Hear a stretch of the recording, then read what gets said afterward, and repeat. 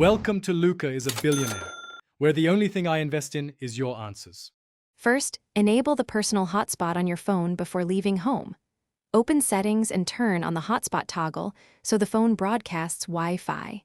Set a strong password and a recognizable hotspot name for easy Tesla selection.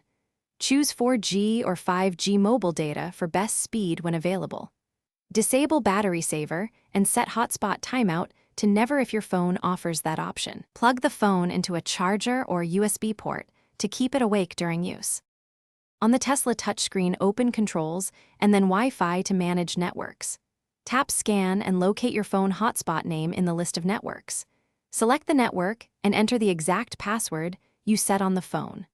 Wait until the Tesla shows a connected IP address or Wi-Fi icon at the top. If your phone supports both bands, prefer 5 GHz for faster streaming versus 4 GHz for better range. Test connectivity by opening Tesla apps like streaming or web browser.